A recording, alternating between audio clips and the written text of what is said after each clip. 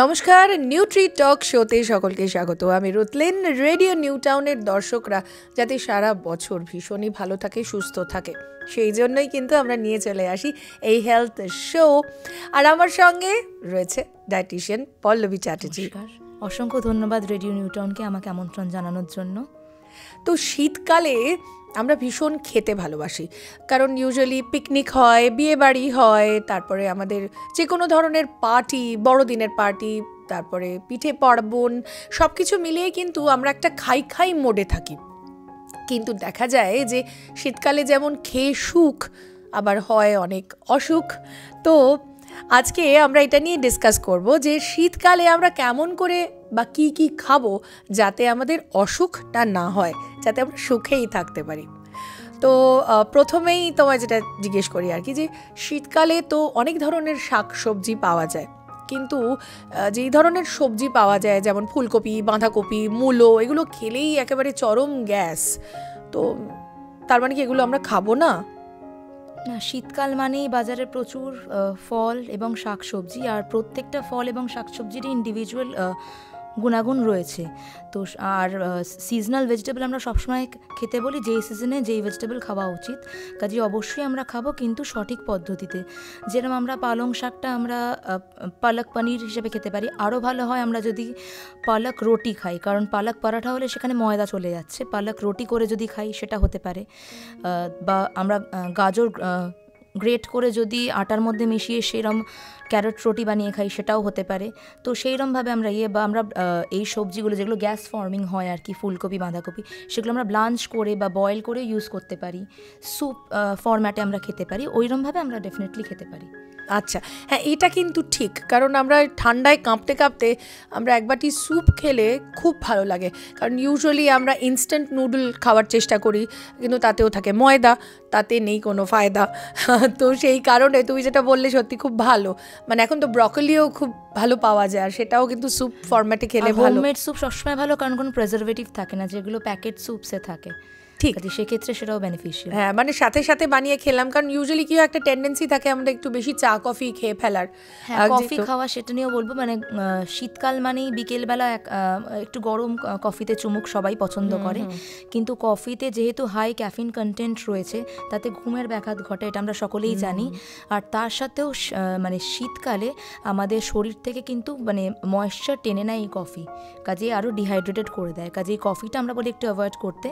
আর শীতকালে আমাদের যেহেতু তেষ্টা কম পায়, আমরা জল বা ফ্লুইড কম খাই গরমকালের তুলনায়, কাজে ডিহাইড্রেশন হওয়ার এমনি প্রবণতা থাকে। তার সঙ্গে কফি খেলে যদি ময়েশ্চার আরও বেরিয়ে যায়, আরও তো ডিহাইড্রেটেড হয়ে যাবে। ঠিক, তাহলে একটা কাজ করি। মানে প্রশ্ন আমার স্বভাবতই মনে হচ্ছে যে ময়েশ্চারের কথা যখন বললে, আমরা তো ওপর থেকে বেশ প্রলেপ লাগাই আর কি, আমরা বেশ মোটা ক্রিম, লোশন, মানে বডি লোশন, এগুলো আমরা ব্যবহার করি। কিন্তু খাবার মধ্যে এমন কি খাবো যাতে ন্যাচারাল ময়েশ্চারাইজার মানে পাবো আমরা? খাবার মধ্যে আমরা সিজনাল ফ্রুটস, ভেজিটেবলস আমরা সব কিছুই খাবো, যেরকম বললাম। আর শীতকালে সবার খুব পছন্দের ফল কমলা লেবু। কমলা লেবু আমরা সকলেই খেতে ভালোবাসি। আমরা সবসময় বলি যে ফল কখনো জুস করে না খেয়ে আমরা মানে যদি হোল ফ্রুটটা খাই, তাহলে ফাইবারটাও যায়। এবং কমলা লেবুতে আমরা প্রত্যেকেই জানি ভাইটামিন সি প্রচুর রয়েছে, অ্যান্টিঅক্সিডেন্টস রয়েছে, যার ফলে ক্যান্সারের ঝুঁকি কমায় এবং আমাদের রোগ প্রতিরোধ ক্ষমতাও বাড়িয়ে দেয়। আর আমলা বা আমলকি, সেটাতেও মানে highest source of vitamin C, কাজেই সেইটাও আমরা খেতে বলি, মানে পিস করে ডেফিনেটলি। আর এছাড়াও আমাদের আরও বিভিন্ন সব মানে ফল, শাক সবজি সব কিছুই আমরা খেতে বলি। বিটরুট যেরকম, যেটা মিস করে গেলাম, বিটরুটও আমাদের লিভার ডিটক্সিফিকেশনে সাহায্য করে, কাজে সেটা আমরা স্যুপ ফরম্যাটেও খেতে পারি, বা এমনি আমরা অ্যাজ স্যালাডও আমরা খেতে পারি। জুস করেও এখন অনেকেই খায়। বিটরুট জুস আবার হাইপার টেনশনেও খুব হেল্পফুল, অ্যান্টি এজিংও, হাইপার টেনশন কমানোর জন্যও হেল্পফুল বিটরুট জুস।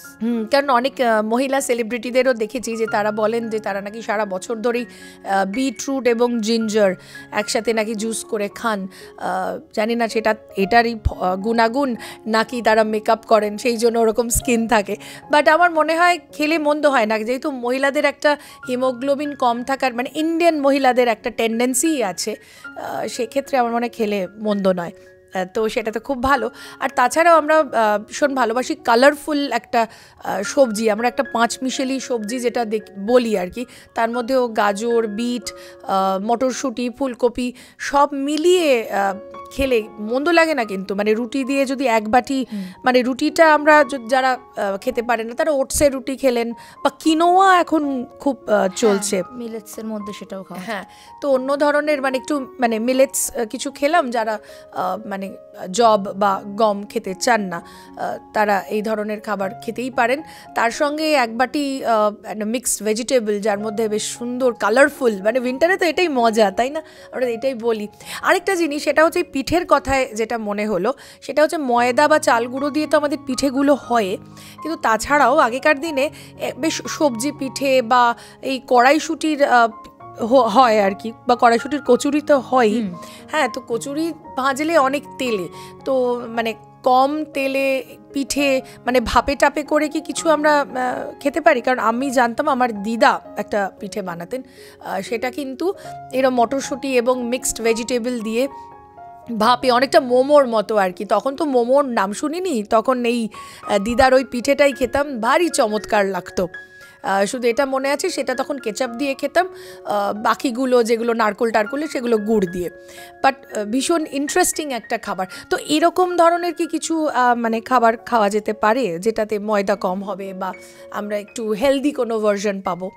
হ্যাঁ, স্টিম করে ডেফিনেটলি খাওয়া যেতে পারে। বা শীতকালে আমাদের চায়ের সঙ্গে টা না হলেই নয়, আর টা মানেই ভাজা ভুজি এটা ওটা। এবার সেটা না খেয়ে আমরা কিন্তু আমরা র্যাপও খেতে পারি, মানে র্যাপের মধ্যে বিভিন্ন ভেজিটেবলস এবং চিকেন বা একটু পনির দিয়ে একটা আটার রুটির র্যাপ হতে পারে বা মিলেট র্যাপ হতে পারে, সেটাও হেলদি আমাদের স্ন্যাক হয়ে গেল, আর চায়ের সঙ্গে টাও হলো যেটা আমাদের লাগে, সেরকমও হতে পারে। বা যেরকম আপনি বললেন স্টিম বা বেকড, ডেফিনেটলি খাওয়া যেতে পারে। অ্যাবসলিউটলি, মানে বেকড ফিশও খাওয়া যেতে পারে উইথ লটস অফ ভেজিটেবলস, এগুলো আচ্ছা, আরেকটা জিনিস, এটা ময়েশ্চারাইজারের কথা থেকে মনে হলো যে আমরা জানি ঘি একটা ন্যাচারাল ময়েশ্চারাইজার, কারণ পাঞ্জাবের মানুষরা ঘি খায়ও, তাদের পরোটাতে যতখানি ঘি থাকে তাদের মাথার চুলেও ততখানি, বা গায়েও তারা ততখানি ঘি মাখেন। তো মানে সেটা কতখানি মানে ঠিকঠাক, মানে শীতকালে কি একটু একটু বেশি ঘি খাওয়া যেতে পারে? হ্যাঁ, সেটা খাওয়া যেতে পারে, তবে যাদের ফ্যাট রেস্ট্রিক্টেড ডায়েট তাদের কন্ট্রোল করতে হবে, এমনিতে খাওয়া যেতেই পারে। আচ্ছা, তাহলে গরম ভাতে অ্যালাউ করে দিয়েছে, একটুখানি ঘি খাওয়া যেতে পারে। আচ্ছা, আর যেহেতু কফি খেতে বারণ করলে, তো তার বদলে আমি অন্য কী ধরনের মানে বেভারেজেস আর কি খেতে পারি? চা খেলেও বা কী ধরনের চা খাবো, নাকি অন্য, মানে আমার এক কাপ গরম জল তো শুধু খাওয়া যায় না, মানে কি খাবো? চা খাওয়া যেতে পারে। চা আদা দিয়ে খেলেও খুব বেনিফিশিয়াল, কারণ আদা অ্যান্টি ইনফ্ল্যামেটরি, পেটের যে কোনো সমস্যা কম করবে। অনেকে হার্বাল টি খান, গ্রিন টি খান, সেগুলোও খেতে পারেন। গরম স্যুপ খেতে পারি আমরা, তো এইগুলো খাওয়া যেতেই পারে। আচ্ছা, তো অনেকে বলেন যে গরমকালে টক দই খাই, খাবার পরে শীতকালে খাই না, বড্ড ঠান্ডা লেগে যায়, গলা টলা ভেঙে যায়, এই রকম কথা বলতে শোনা যায়। তো এটা কি মানে মিথ, নাকি সত্যি শীতকালে টক দই খাওয়া উচিত নয়? এইটা মিথ। মানে শীতকালে আমরা টক দই খেতে পারি, অবভিয়াসলি সেটা রুম টেম্পারেচারে থাকতে হবে, মানে ফ্রিজের দইটা বের করে সঙ্গে সঙ্গে খেলে তখন ঠান্ডা লাগবে। রুম টেম্পারেচারে যদি টক দই থাকে আমরা ডেফিনেটলি খেতে পারি, কারণ তার মধ্যে রয়েছে প্রচুর প্রোবায়োটিক্স এবং প্রচুর ক্যালসিয়াম আমরা জানি আমাদের হাড় এবং দাঁতের ডেভেলপ করতে সাহায্য করবে, আর প্রোবায়োটিক আমাদের গাটকে ভালো রাখবে এবং আমাদের হজমে সাহায্য করবে। কাজেই টক দই রুম টেম্পারেচারে খাওয়া যেতেই পারে শীতকালে। অ্যাবসলিউটলি। আরেকটা যেটা দেখা যায় সেটা হচ্ছে যে সেটা আমাদের খাবার অনিয়ম বা একটু বেখেয়ালি খাওয়া দাওয়া হয় বলেই হয়তো একটু ফুড কন্টামিনেশন বা মেবি আমাদের একটা ফুড পয়জনিং বা পেট খারাপের একটা সমস্যা কিন্তু শীতকালে খুব দেখা যায়। তো এইটা আমরা কি করে অ্যাভয়েড করতে পারি? পেট খারাপ মানে পেট গরমও হতে পারে শীতকালে, কারণ আমি একটু আগেই বললাম তেষ্টা কম পায় বলে ওয়াটার মানে ফ্লুইড ইনটেকটা কম হয়, জল কম খাওয়া হয়। তো সেক্ষেত্রে অনেকে বলে যে গরমকালে ডাবের জল খাবো, শীতকালে কি খাবো? হ্যাঁ, নিশ্চয়ই খাবেন, কারণ ডাবের জলে প্রচুর মিনারেলস রয়েছে যেগুলো আমাদের মিনারেল ডেফিসিয়েন্সি করবে না এবং আমাদের ফ্লুইড ব্যালেন্সটাও ঠিক রাখবে শরীরের। কাজেই ফ্লুইডস আমরা অ্যাডিকুয়েট ফ্লুইডস বলি, মানে তেষ্টা না পেলেও খাবেন। অবভিয়াসলি যাদের মানে ফ্লুইড রেস্ট্রিকশন আছে তারা সেটা মেনটেন করবেন। ইউজুয়ালি অ্যাডাল্টের 2 থেকে 3 লিটার সারাদিনে ফ্লুইড ইনটেক করা উচিত সেইটা। আর তো আমরা মানে পার্সোনাল হাইজিন মেনটেন করব। আরেকটা জিনিস দেখা যায় শীতকালে অনেকে লেথার্জিক হয়ে পড়ে, মানে মর্নিং ওয়াকটা অনেকে অ্যাভয়েড করেন। তারপরে মানে মুভমেন্টগুলো রেস্ট্রিক্টেড হাঁটাহাঁটি করতে ইচ্ছে করে না, কারণ ঘুম থেকে উঠতে ইচ্ছে করে না, কারণ ওই লেপ ছাড়াটাই তো একটা বড় চ্যালেঞ্জ শীতকালে। তো সেই জন্য তার উপরে আবার হাঁটাহাঁটি করতে হবে ভোর 5টায় উঠে, কারণ বেচারা সূর্যই একটু দেরি করে ওঠে আর কি, কারণ আজকাল তো মোটামুটি 6টার আগে তার দেখাই পাওয়া যাচ্ছে না। তো আমাকে কি করে 5টার সময় দেখতে পাওয়া যাবে হাঁটছি, মানে এটা তো সিরিয়াস ইস্যু আর কি। তো কি করব তার জন্য? শীতকালে দেখা যায় অনেকেই লেথার্জিক হয়ে পড়েন, সো মর্নিং ওয়াকে অনেকেই যান না। আর খাওয়া দাওয়া, পার্টি, পিকনিক, এটা ওটা লেগেই রয়েছে, কাজে খাওয়া দাওয়াটা হচ্ছে অথচ ওয়ার্কআউটটা হচ্ছে না, সেক্ষেত্রেও ওবেসিটি হয় এবং পেট গরমও হতে পারে। আমরা বলি অন্তত বাড়িতে অন্তত ফ্রি হ্যান্ড এক্সারসাইজ, একটু সিঁড়ি দিয়ে ওঠানো বা এইগুলো অন্তত করতে, মানে বাইরে হাঁটতে না গেলেও। আচ্ছা, তার মানে যেটা ডক্টর পল্লবী বলছেন সেটা হচ্ছে যে, ডায়েটিশিয়ান পল্লবী যেটা বলছেন সেটা হচ্ছে যে এলিভেটর থাকলেও সেটা অ্যাভয়েড করে একটু বাড়ির সিঁড়িটা ব্যবহার করা, অ্যাটলিস্ট নামাতেও যেতে পারে, উঠতেও যদি আমাদের কষ্ট হয় আর কি। আর তাছাড়া একটু দৌড়ে নিলাম, একটু হেঁটে নিলাম, শীত পোহানোর নামেই না হয় একটু হেঁটে নিলাম, আমার মনে হয় সেটা বেশ ভালোই, হাঁটতে ভালোই লাগবে। বা অনেক সময় আমরা লম্বা ফোন কল করি একটা জায়গায় বসে, সেটাও যদি একটু হাঁটতে হাঁটতে ফোন কলগুলো নিই, কারণ ল্যাপটপটা নিয়ে তো আর হাঁটা যাবে না, ফোন কলটা অ্যাটলিস্ট করা যেতে পারে, যেহেতু ওটা এখন মোবাইল হয়ে গেছে।